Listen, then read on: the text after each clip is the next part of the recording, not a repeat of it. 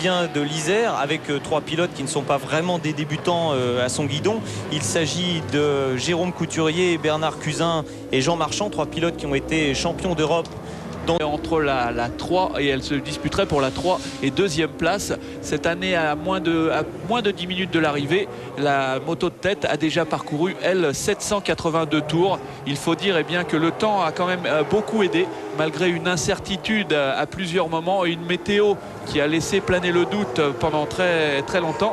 Eh bien, les pilotes s'en sont plutôt bien sortis. On voit maintenant les spectateurs massés devant la ligne droite d'arrivée. C'est une tradition ici au Mans.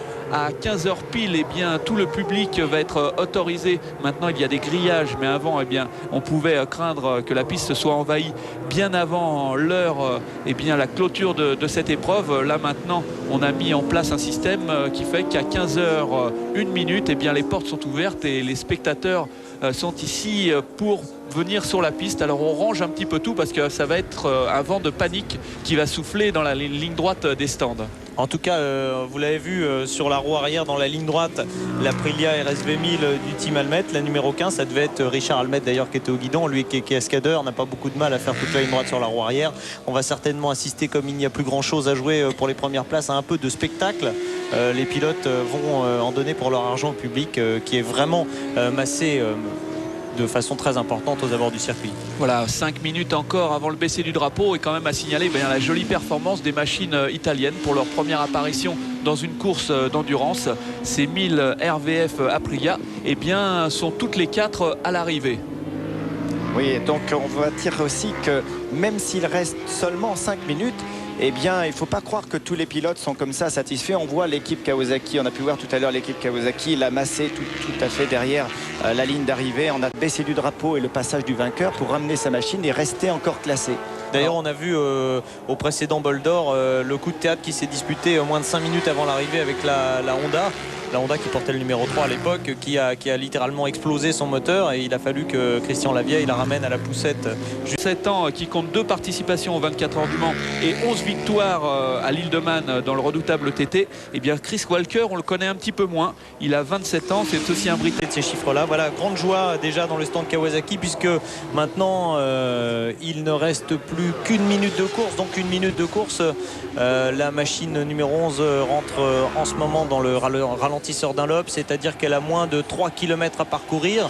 Ils vont maintenant devant les yeux, attention. Il sort du raccordement, peut-être une roue arrière pour célébrer cette deuxième victoire consécutive, c'est le baisser du drapeau. Victoire sans conteste possible pour cette Kawasaki officielle numéro 11 et derrière doublé Suzuki avec la numéro 4 et la numéro 2 pour les premiers privés. Et la Kawasaki ZX numéro 94 devra se contenter d'échouer aux marches du podium juste à la 4e place. Superbe victoire en catégorie stock, en catégorie, voilà, je suis perdu, c'est la ligne d'arrivée en catégorie stock sport, pour la Yamaha numéro 38 qui finit à la 5e place, meilleur résultat jamais réalisé par une machine dans cette catégorie, et 15e place et première dans sa catégorie en super sport pour la Honda numéro 72.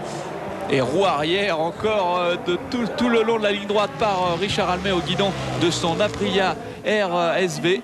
Donc là, le public, je pense, est absolument conquis par cette 22e édition, alors que là, on ne la voit pas à l'écran, mais il y a un pilote qui rentre en poussant. Il va 24 heures du Mans, une Suzuki numéro 2 qui aura quand même marqué de son empreinte cette édition. Oui, effectivement, avec tout d'abord un départ complètement loupé. Elle est partie dernière. La moto a calé sur la grille de départ. Le moteur s'est noyé. Donc la machine est partie complètement queue de peloton. Il a fallu remonter tout le monde. Et James Whitham, qui était peut-être trop empressé pour remonter tous ces pilotes, a chuté. Et puis qui fête en même temps ses 30 ans de compétition lors de ces 24 heures du Mans.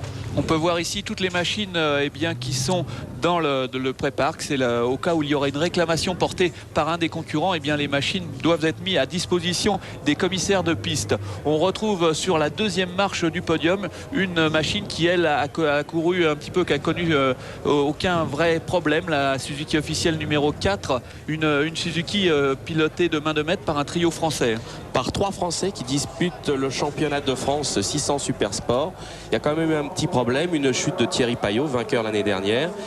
Philippe Dobé, un pilote très rapide aussi, et puis Arnaud Van Den Bosch, qu'il faut vraiment saluer parce qu'il était blessé, il n'était pas sûr de pouvoir disputer la course, et avec beaucoup de courage, il a réussi à tenir jusqu'au bout. Voilà, on respecte la tradition ici au Mans avec un public qui commence à envahir la piste, qui va venir essayer de voir de près, éventuellement de toucher ou de ramener un souvenir d'une de ses idoles, d'un de ses pilotes favoris. Donc il va falloir être très vigilant parce que ça va être un petit peu la bousculade. Sur la première marche du podium, on va retrouver la Kawasaki numéro 11, celle de Bertrand Sébillot, Steve Hislop et Chris Walker. Chris Walker, on vous en a parlé. Steve Hislop, l'auteur de la pole du monde d'endurance. C'est donc un pilote extrêmement rapide et extrêmement sûr qui se double aussi d'un journaliste de talent. Un journaliste qui travaille pour notre confrère Motojournal.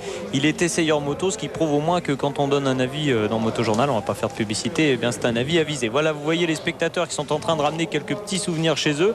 J'espère au moins que ceux-là ont une Kawasaki, parce que s'ils ont une Honda, vous voyez, c'est quand même assez risqué.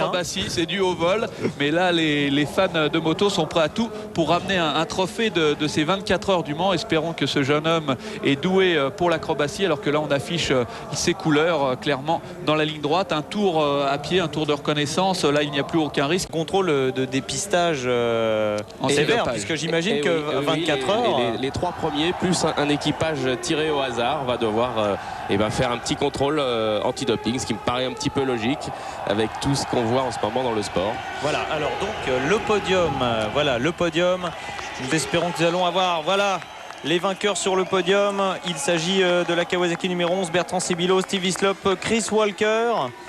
Vainqueur sans conteste de cette 22e édition avec 787 tours et un nouveau record établi ici sur la piste Bugatti.